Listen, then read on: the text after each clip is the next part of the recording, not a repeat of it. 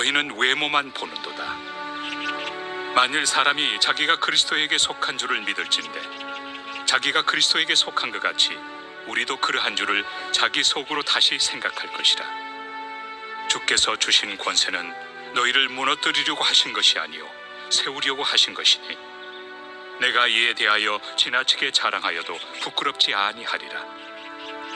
이는 내가 편지들로 너희를 놀라게 하려는 것 같이 생각하지 않게 함이라.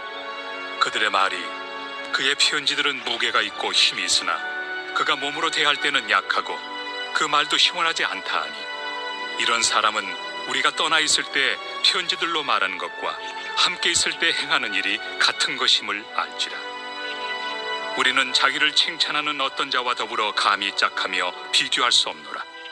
그러나 그들이 자기로서 자기를 헤아리고 자기로서 자기를 비교하니 지혜가 없도다. 그러나 우리는 분수 이상의 자랑을 하지 않고 오직 하나님이 우리에게 나눠주신 그 범위의 한계를 따라하노니 곧 너희에게까지 이른 것이라. 우리가 너희에게 미치지 못할 자로서 스스로 지나쳐 나아간 것이 아니요 그리스도의 복음으로 너희에게까지 이른 것이라. 우리는 남의 수고를 가지고 분수 이상의 자랑을 하는 것이 아니라 오직 너희 믿음이 자랄수록 우리의 규범을 따라 너희 가운데서 더욱 풍성하여지기를 바라노라. 이는 남의 규범으로 이루어 놓은 것으로 자랑하지 아니하고 너희 지역을 넘어 복음을 전하려 함이라. 자랑하는 자는 주 안에서 자랑할지니라. 옳다 인정함을 받는 자는 자기를 칭찬하는 자가 아니요 오직 주께서 칭찬하시는 자니라.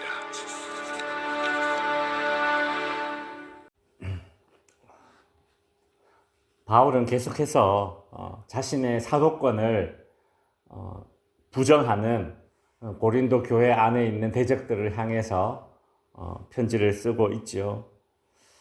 바울을 대적하는 자들은 사람을 판단하는 기준이 외적인 것이었습니다. 어떤 유명한 사람에게 받은 추천서가 있는가, 풍채가 어떠하고 그의 웅변술은 어떠한가, 이런 것들, 외적인 것들로 사람을 평가했습니다.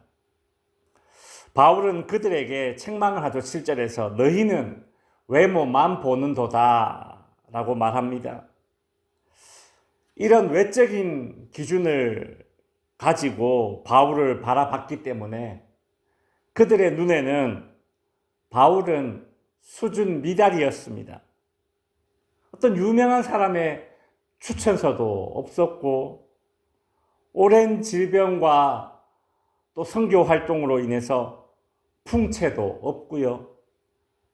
수사학이나 어떤 웅변술을 익혀서 소위 말빨을 지닌 사람도 아니었습니다. 바울은 이런 외적인 것이 없었기 때문에 바울의 그 대적들에게 사도권을 인정받지 못했던 것이죠. 그러나 바울에게 있는 이 권위와 권세, 즉 정당성은 이런 외적인 것을 중요시 여기는 사람들에게는 받은 것이 아니라 예수 그리스도께 받은 권세와 예수 그리스도께 받은 권위, 즉 예수님께 받은 그 인정입니다. 오늘 본문 10절에 보시면 바울의 대적들은 외적인 기준을 가지고 바울을 평가하면서 이런 말을 했었습니다. 그들의 말이, 그의 편지는, 여기서 그의 편지는 바울이 고린도 교회에 쓴 편지를 이야기하는 거겠죠. 그의 편지는 무게가 있고 힘이 있으나 그가 몸으로 대할 때는 약하고 그 말도 시원하지 않다. 이 바울의 대적들이 바울에게 했던 말이죠. 우리 지난번에도 말씀드렸는데 키보드 워리어. 편지는 이렇게 잘 쓴다 이거예요. 근데 직접 만나보니 바울은 몸으로 대할 때는 직접 만나보니 약하고 풍채도 없고 말하는 것도 시원찮다. 바울이 어떤 발음에 문제가 있든지 잘 모르겠습니다. 어쨌든 말에는 시원치 않다. 그렇게 이야기를 하는 거예요. 글은 힘있게 잘 쓰는 것 같은데 외모가 형편없고 말도 제대로 못한다. 그런 비난입니다. 바울의 대적들은 겉으로 보이는 것들, 외적인 것으로 사람을 판단했습니다. 그랬기 때문에 바울은 참 사도로 인정받지 못했죠. 여러분, 우리도 안 그렇다라고 그렇게 스스로 생각할 수 있지만 사람이 겉으로 보이는 것에 너무 쉽게 생각이 빼앗기고 마음이 빼앗길 때가 많습니다. 나는 합리적인 판단을 한다. 스스로 그렇게 생각하지만 우리는 의외로 눈에 보이는 외적인 것에 의해서 뭔가를 판단할 때가 참 많습니다. 그럴싸한 어떤 외적인 명함이나 이런 것들로 그 사람 자체를 판단을 하게 돼요. 이 사람이 얼마나 가지고 있는가? 이 사람이 어떤 학벌을 가지고 있는가? 이 사람이 어떤 지위에 있는가? 이 사람이 어떤 직업을 가지고 있고 어떤 직장에 가지고 있는가? 이런 것들로 말이죠. 그 외모도 또 얼마나 많이 봅니까? 요즘, 그죠? 눈에 보이는 것들을 추구하고 또 이를 위해서 많은 시간들을 투자하면서 그렇게 살아가고 있습니다. 그러나 이제는 삶의 가장 중요하고 본질적인 것이 무엇인가? 그 본질적인 가치가 무엇인가? 영적인 것들을 볼 수 있는 그런 시력을 가지기 위해서 우리가 기도하고 우리의 사람을 보는 평가 기준 좀 세속적이지 않은 그런 시력을 우리가 가지고 그렇게 남다른 시력으로 우리가 사람을 봐야 되는 것입니다. 바울은 12절부터 이제 18절까지 쭉 이어지는 그 말씀을 통해서 바울의 대적들이 중요시했던 그런 외적인 것이 아니라 정말 주님이 인정하시고 주님이 칭찬하시는 것이 어떤 것인지를 이제 알려줍니다. 바울의 대적들은 12절에 보면 한마디로 자기를 칭찬하는 자들입니다. 자기를 칭찬하는 자라고 말이 나오죠. 또 계속해서 보면 우리는 그들과 함께 감히 짝하며 비교할 수 없노라 라고 말합니다. 바울은 자기 자신을 스스로 칭찬하는 그런 사람들 축에 끼어서 그들과 우리들을 견주어 볼 생각이 없다고 말하죠. 그죠? 그러면서 13절에 보시면 우리는 분수 이상의 자랑을 하지 않는다라고 합니다. 외적인 모습을 중요시하게 여기는 바울의 대적들과 달리 바울은 자기를 크게 보이고 잘나게 보이려고 하지 않았다라는 그런 말입니다. 그러나 바울의 대적들은 그렇지 않았죠. 그들은 다른 사람이 해놓은 일을 자기가 했다는 식으로 그렇게 말하면서까지 자기 자랑을 하였더랬습니다. 16절에 보시면 남이 규범으로 이루어 놓은 것으로 자랑하지 아니하고 이렇게 말하고 있죠. 그러니까 다른 사람이 다 이루어 놓은 일을 마치 자기가 했다라는 듯이, 그죠? 우리 속담에 다 차려놓은 밥상에 숟가락만 딱 올려놓는, 그죠? 그런 식으로. 바울 대적들이 그랬다라는 거예요.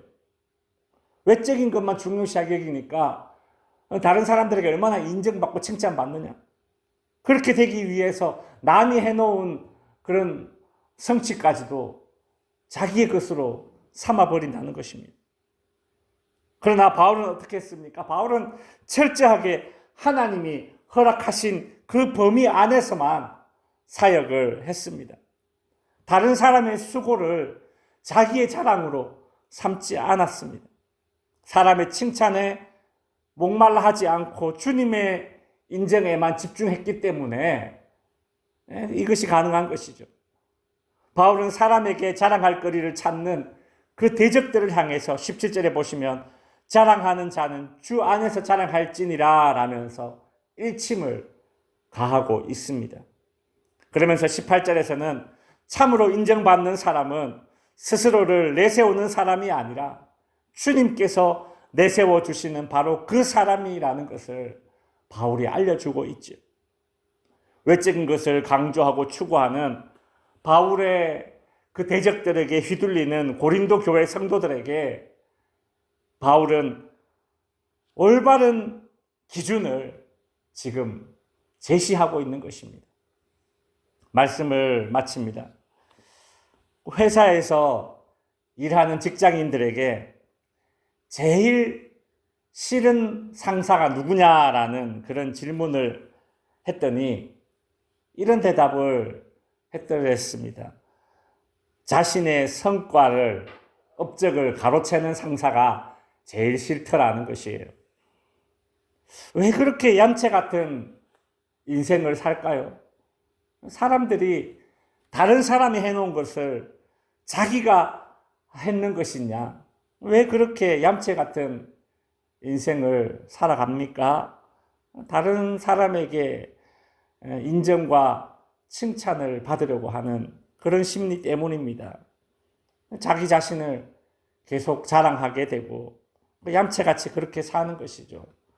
그러나 바울은 주님의 인정과 주님의 칭찬만 바라보았기 때문에 정정당당한 것입니다. 다른 사람의 성취를 자기 것으로 삼으려 하지 않습니다.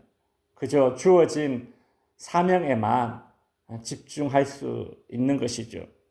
성도 여러분, 오늘 내가 마음을 쏟는 일은 무엇입니까? 오늘 내가 에너지를 쏟는 대상은 누굽니까?